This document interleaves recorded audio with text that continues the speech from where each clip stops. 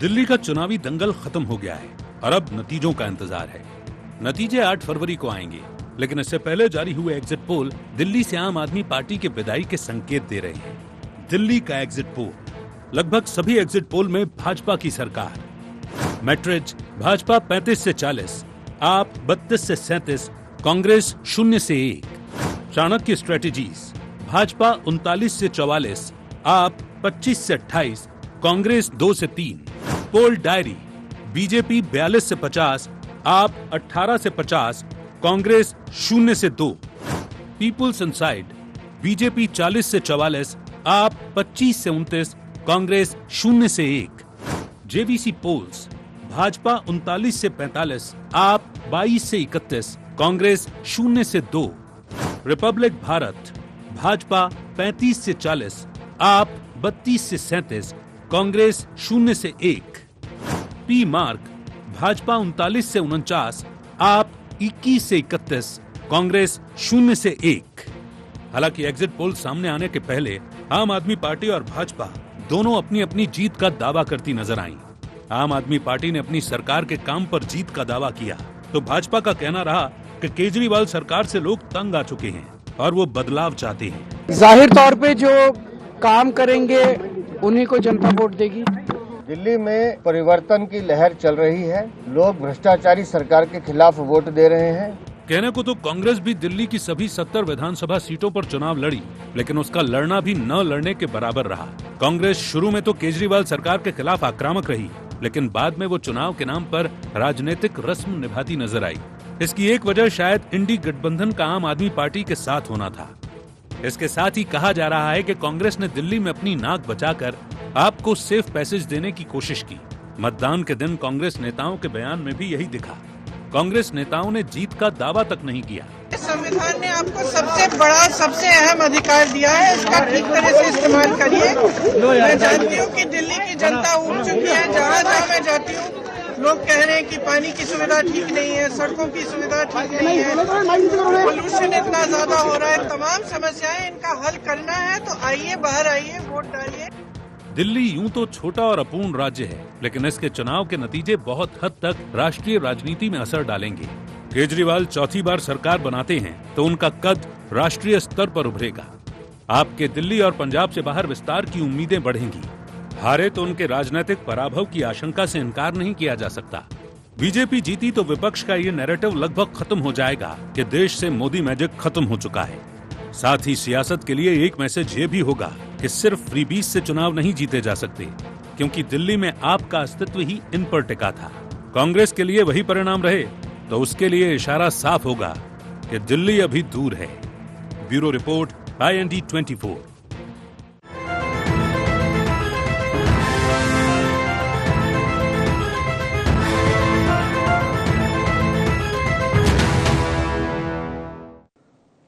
नमस्कार, IND agenda देश के दिल में क्या, मैं आपका स्वागत है। मैं हूं आपके साथ नवीन पुरोहित। चर्चा को विस्तार देंगे, उसके पहले IND एजेंडा के मुख्य बिंदुओं की तरफ एक निगाह डालते हैं।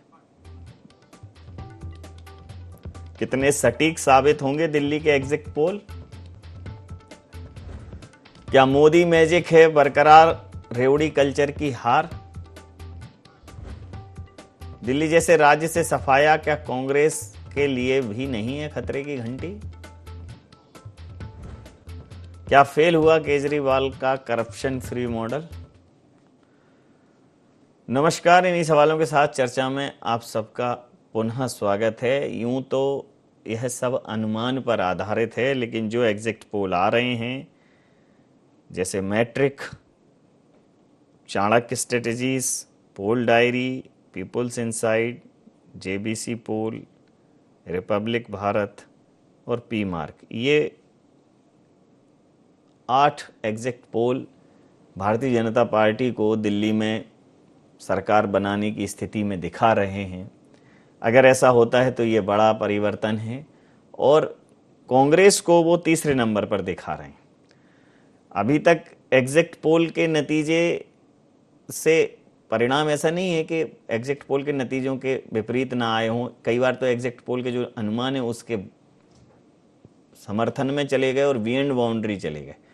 लेकिन आम आदमी पार्टी जो इस देश में 2011 में जब अन्ना आंदोलन हुआ था तो देश में एक उम्मीद की किरण, एक सूरज के उजालों का एक सूरज बनेगा, इस उम्मीद की किरण से इस पार्टी का जन्म हुआ। लेकिन पार्टी के जो मुखिया अरविंद केजरीवाल हैं वो अपनी डिक्टेटरशिप के चलते हमेशा विवादों में रहे, चाहे कुमार विश्वास हों, चाहे आशुतोष हों, चाहे अन्य लोग हों। लोगों ने पार्टियां छोड़ी, आपस की टीका टिप्पणियां भी सामने आईं, लेकिन अरविंद केजरीवाल जी का जादू बरकरार रहा।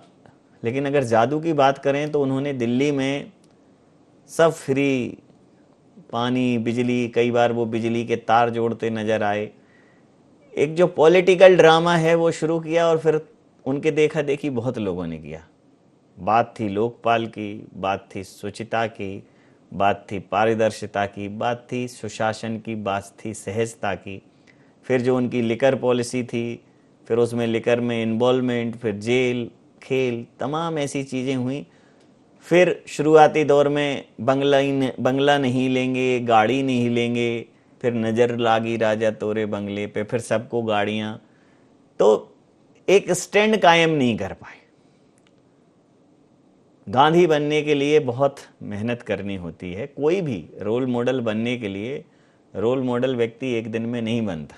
कथनी और करनी का फर्क जब शून्य हो जाता, शून्यतम, तब व्यक्ति रोल मॉडल की स्थिति में पहुंचता है। अन्ना हजारे भी अरविंद केजरीवाल को कोसते नजर आए।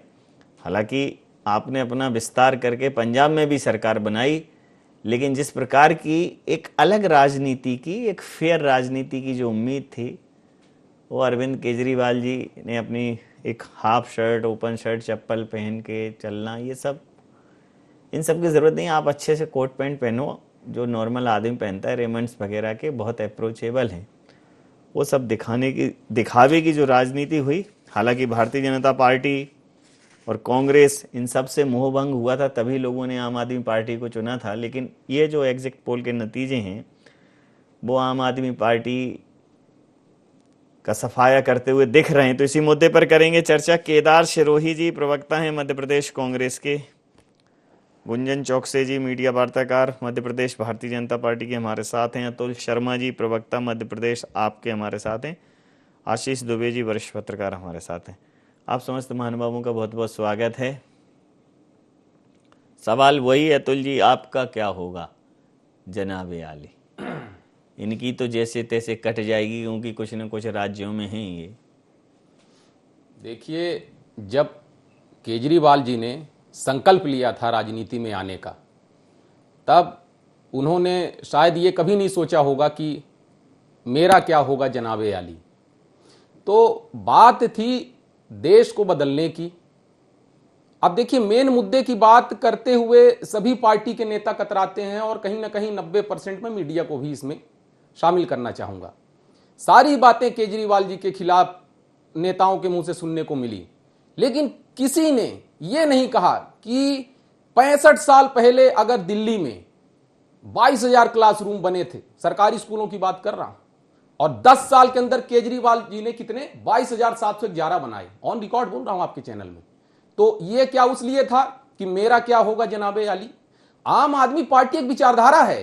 अब आप एग्जिट पोल की आज बात कर रहे हैं, 2013 के एग्जिट पोल के नतीजे देखिए, 2015 के एग्जिट पोल के नतीजे देखिए, 2020 के एग्जिट पोल के नतीजे देखिए।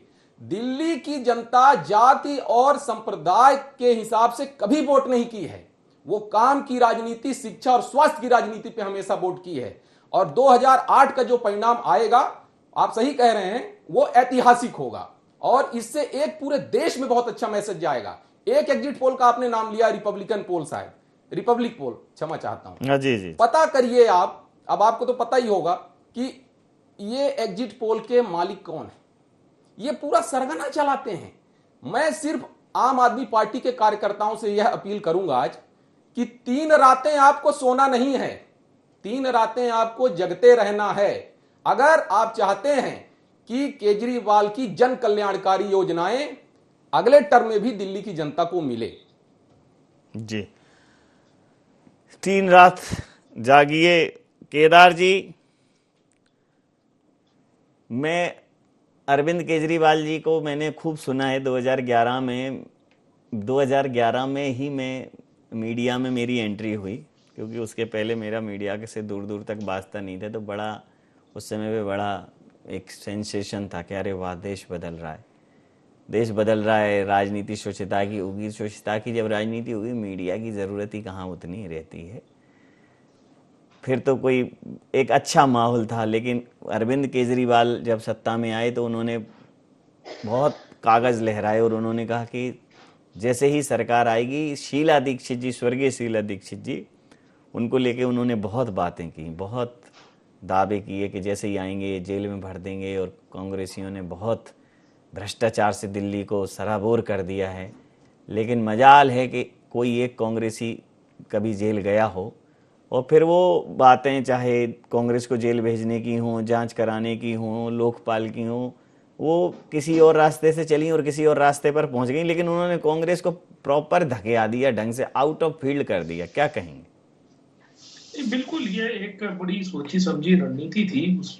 उसका तो सब जगह डिक्लेयर ही हो गया कि संघ के कहने पे अन्ना हजारे और ये तमाम लोगों ने दिल्ली में मुहिम छेड़ी थी। वो तो सबके सामने यहाँ पे एक्सपोज हो चुके हैं वो सारी चीजें, और वो सारी चीजें झूठी थी। शीला दीक्षित जी जैसा नेतृत्व, आज जितने भी समझदार इस देश में नेता हैं, वो शीला जी का सम्मान करते हैं, उनकी कार्यशैली का सम्मान करते हैं, और उन्होंने बहुत अच्छा विकास किया।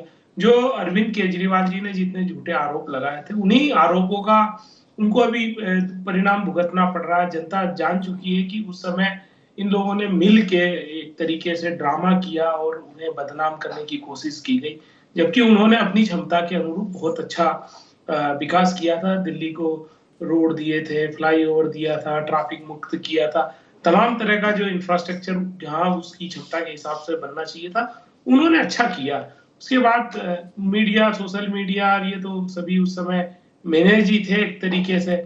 उस समय अन्ना आंदोलन में देखता था कि 24 आवर ही मीडिया दिखाती थी। क्या पता क्या मीडिया को उसमें रस था, भगवान जाने। वो तो अभी एक किसान नेता है, पिछले 70 दिन से भूख हड़ताल पे, मैं ब्रेकिंग में कहीं नीचे पट्टी भी नहीं देखता हूँ 80% मीडिया में। 70 दिन हो चुके हैं और वो 12-13 दिन में ही उनको 24 आवर दिखाते थे। तो बायस चीजें थी, वो सारे लोग मिलके, उसको तो यूं कह लीजिए कि कोई अछूता नहीं था उसमें। सबने मिलके शीला दीक्षित जी को बदनाम किया, उनको गिराने का काम किया, लोगों को गुमराह करने का काम किया उसमें। और उसका परिणाम जो है अरविंद केजरीवाल जी को भुगतना पड़ रहा है। जनता ने उनका चेहरा पहचान लिया है। तो मुझे नहीं लगता कि अब जो इस बार का जो वोटिंग हुआ उसमें इनको बड़ा, सभी लोगों को स्पष्ट मैंडेट आ जाए, बड़ा तकलीफ रहेगा जहां तक मुझे दिल्ली का लग रहा है।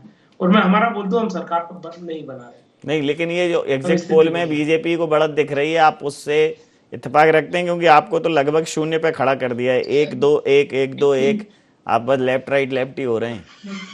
सर, जीरो देते तो कोई तकलीफ नहीं, हम तो शुरू से ही कह रहे हैं, हम सरकार बनाने की स्थिति में वहां पर अभी नहीं थे। रहा एग्जिट पोल का, तो चलिए आशीष जी से समझता हूँ।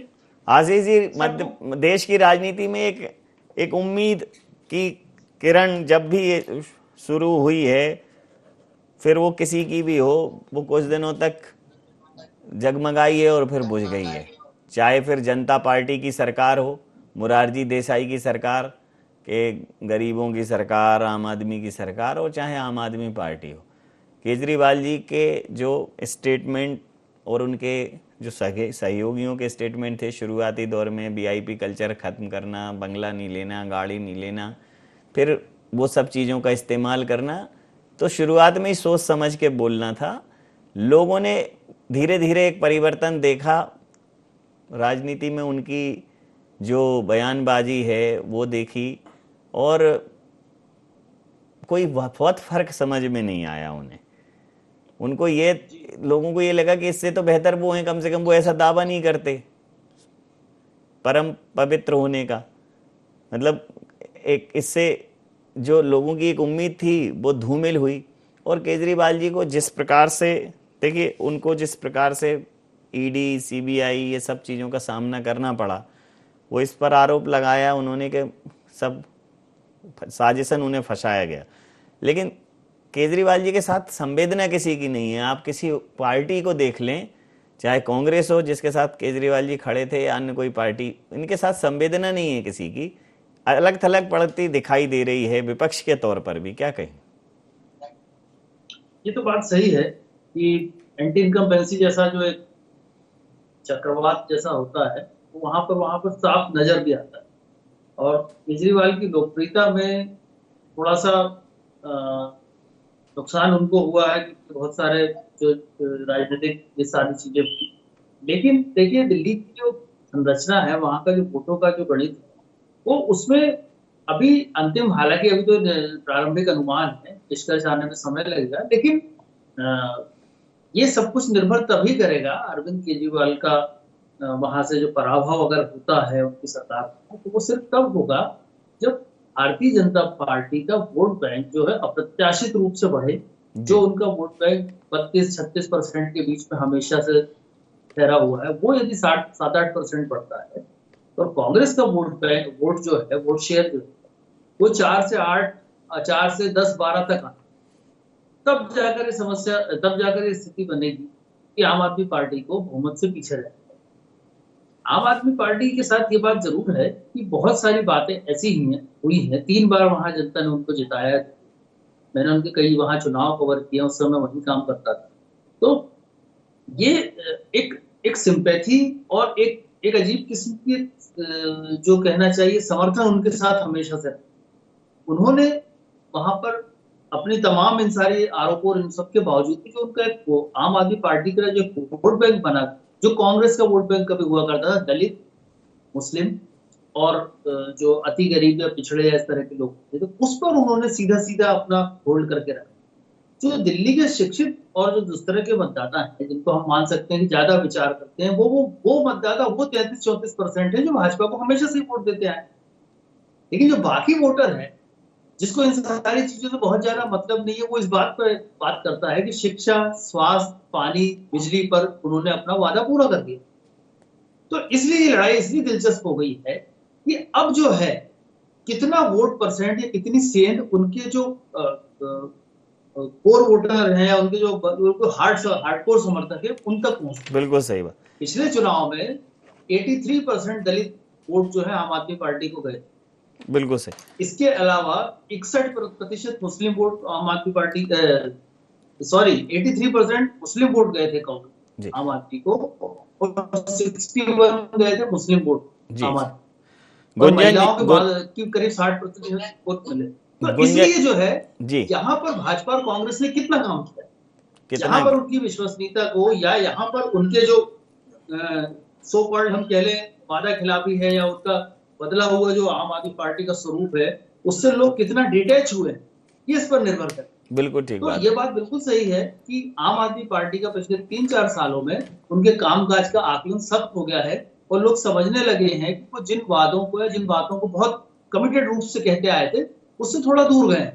लेकिन इन सब के बावजूद जरूरी ये है इन बड़ी पार्टियों के लिए कि वो वोट बैंक इनसे दूर लाया जाए, जिसके दम पर वो 3 चुनाव जीत चुके। जी गुंजन जी, क्या आपको मतलब लगता है कि चूंकि जो फ्रीवीज का एक झड़ी लगा दी थी आम आदमी पार्टी ने, उससे मध्यम वर्ग खपा था, और अभी जो इनकम टैक्स का स्लैब आया है जिसमें मध्यम वर्ग को एक बड़ी राहत दी है, मध्यम वर्ग को साधने की कवायद की है, वो भी सब इसी वजह से था कि केजरीवाल जी से जो मध्यम वर्ग नाखुश है, जिसमें सारे वर्ग आते हैं, वो दिल्ली में उसकी संख्या बहुत बड़ी है, उसको वो आपकी तरफ आकर्षित होगा, क्योंकि बहुत पीछे थे आप लोग।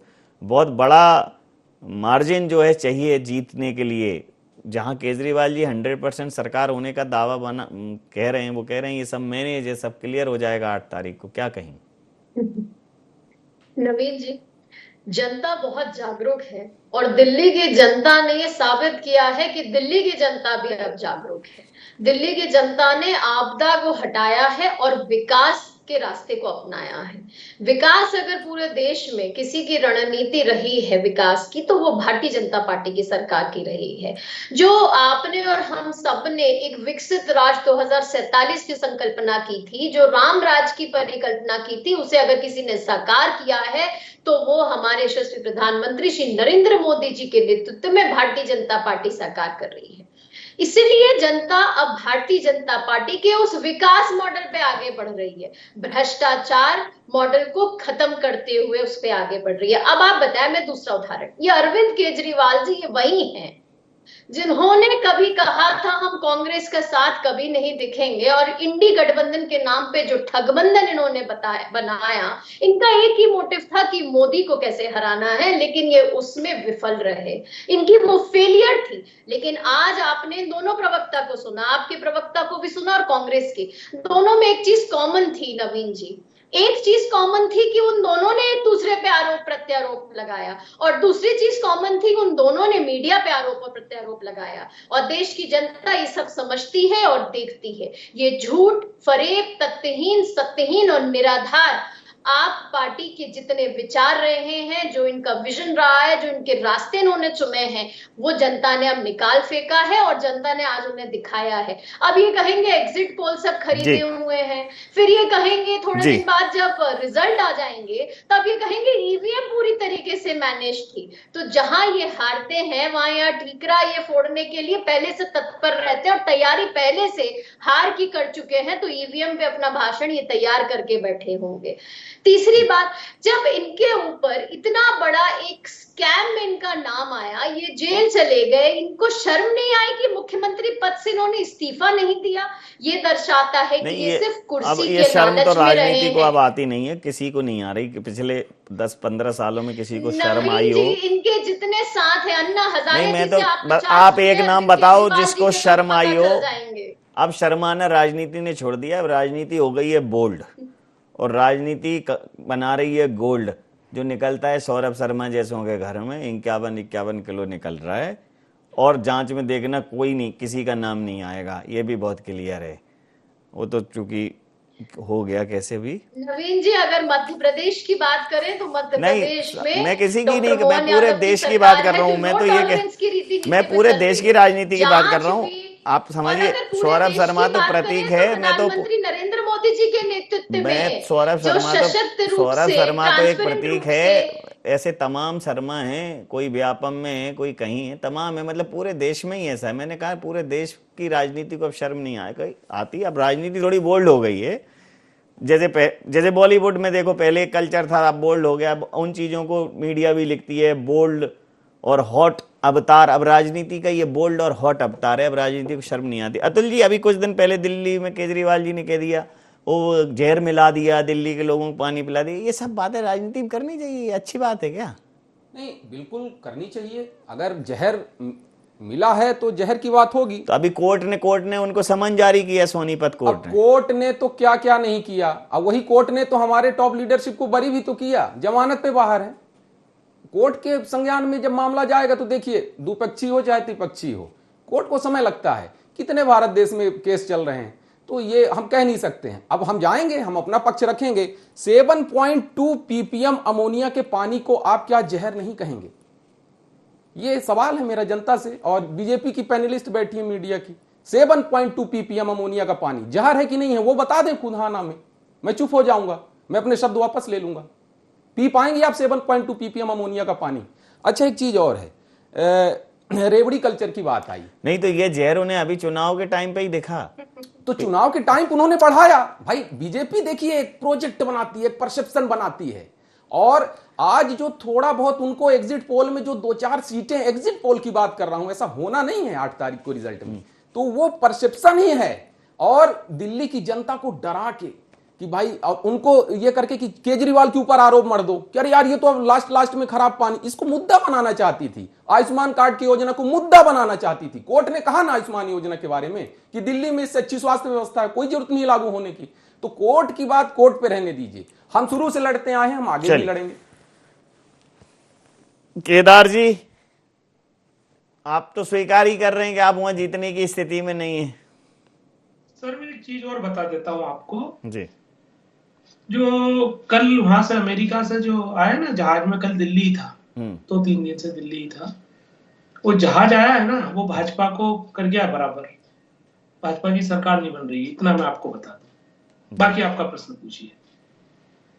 भारत की बात करें केदार सिरोही जी, जी जी, भारत के बारे में आप कुछ बोल नहीं पाते, अमेरिका के बारे में बोलने आए। नहीं, उन्होंने अमेरिका का ही कहा है। अमेरिका से जो अवैध प्रवासी जो अभी भेजे गए हैं और अभी और तमाम भेजे जाएंगे, वो जो इंडियन थे उसकी कह रहे हैं, आप समझ नहीं पाएंगे। जी बोलिए आप ही प्रति। भाजपा को उसने बड़ा लंबा नुकसान दे गया है। ये आप 8 तारीख को देखिएगा। ये तो मैं अपना पर्सनल कल्याण की तो बात करें, पहले आपने क्या दिया था भारत को? आपकी बातें नाम आपके राहुल गांधी जी भारत को विदेश की धरती पे जाके बदनाम करते हैं, और आज आपको प्रवासियों की इतनी चिंता कैसे होगी? मुख्यमंत्री आप चिंता ना करें, अभी मोदी जी बैठे हैं चिंता करने के लिए हर एक बात की। मेरी शुभकामनाएं आपको। जी सर, आप पूछिए सर। जी बोलिए आप, गुंजन जी बोलिए। नवीन जी, बहुत साफ है किस तरह कांग्रेस का सफाया दिल्ली से भी हो गया, किस तरह मध्य प्रदेश से तो कांग्रेस को निकाल फेंका था यहाँ की जनता ने, और 29 की 29 सीट पे कमल खेला था लोकसभा में। और इस समय इस चुनाव में भी दिल्ली के दिख रहा है कि दिल्ली की जनता ने भी अपना मन बना लिया है। अब दिल्ली की जनता ने परिवारवाद को खत्म किया है, दिल्ली की जनता ने भ्रष्टाचार को खत्म किया है, दिल्ली की जनता ने सिर्फ एक ही चुनाव चिन्ह को चुना है, वो है कमल, क्योंकि वो विकास के साथ है, हर वर्ग के विकास के साथ, हर अंतिम प्रतिक्रिया के साथ चर्चा समाप्त करूंगा। गरीब के कल्याण, अंतिम प्रतिक्रिया के साथ चर्चा समाप्त करूंगा। जी आशीष जी, अभी ये मतलब जो परिवर्तन है जैसा आप कह रहे हैं ना, ये परिवर्तन एकदम अपने आप में ऐसा है, चौंकाने वाला परिवर्तन है। अगर कांग्रेस के फेवर में या भारतीय जनता पार्टी के फेवर में आता है, एक लंबा रास्ता तय करना है, क्या कहेंगे? बिल्कुल सही बात है। देखिए ये परिवर्तन जो है अगर आता है तो, अगर देखिए आम आदमी पार्टी यदि बहुमत के किनारे पे आ जाती है, बहुमत से पीछे छूट जाती है, तो माना जा सकता है कि भारतीय जनता पार्टी और कांग्रेस की जो कोशिशें हैं, एक क्षेत्रीय पार्टी जिसको कह लिया जाए, उसको रास्ते से हटाने की उसमें कामयाब हुई, और वो ये गले उतारने में कामयाब हो गई कि केजरीवाल अपने वादों से हटे, पीछे हटे और जनता के दिल से उतरे। तो ये बात, और देखिए दिल्ली में जो मूलभूत सुविधाओं की बात जो केजरीवाल ने वादा की और जिसके दम पे वो चुनाव जीतने का भी दम भरते हैं, उस सबके बावजूद भी दिल्ली की बहुत सारी जो समस्याएं हैं वो उनकी केंद्र सरकार और उनके बीच में जो रस्साकशी है उसकी वजह से बनी हुई है, और उससे नागरिक उसमें उलझे हुए हैं, उसमें सफर कर रहे हैं। तो वो एक जो समस्या है, अगर वो चीज लोगों के समझ में आती है, और आम आदमी पार्टी का जो कुछ मामलों में जो विरोधाभास वाला जो बातें सामने आई हैं, कुछ और चीजें सामने आई, तो मुझे लगता है कि परिवर्तन लगभग करीब परिवर्तन की लाइन पर खड़ा हुआ ये लगता है। केजरीवाल की नैया हम ये नहीं मानते कि डूब रही है, लेकिन वो मझधार में जरूर अटक है। तो कांग्रेस के पास तो मुझे नहीं लगता कि कांग्रेस बहुत ज्यादा सीट गेन कर पाएगी, लेकिन यदि वो 6 से 7% अपना वोट शेयर और बढ़ा लेती है, 10-11 तक भी आ जाती है, तो निश्चित तौर पर वो उस वोट बैंक को हासिल करेगी जो उससे आम आदमी पार्टी ने 10 साल पहले छीना है। तो इससे आम आदमी पार्टी कमजोर होगी और भाजपा की राह बन जाएगी। तो मुझे लगता है कि अंडरस्टैंडिंग तो शायद दोनों पार्टियों में भले जाहिर तौर पे नहीं हो, लेकिन यही होगी कि हमें तो आपस में बहुत सालों तक लड़ना है कांग्रेस और भाजपा को, ये बीच की पार्टी को हटाया जाए। तो इस तरह की चीजें हैं। अब ये देखना होगा कि ये चीजें मतदाताओं को में कितनी डाउनलोड हुई है। जी समय सीमा के चलते मैं चर्चाएं समाप्त करूंगा। आप समस्त महानुभावों का बहुत बहुत धन्यवाद, बहुत बहुत आभार। तो देश के दिल में किसके लिए धक धक होती है देखना दिलचस्प रहेगा। अभी तो राजनीतिक पार्टियों के दिलों में धक धक हो रही होगी कि देश के दिल में आखिर किसके लिए जगह बनी है। आई इंडिया एजेंडा में इतना ही। आप बने रहिए IND24 के साथ और देखते रहिए IND24। नमस्कार।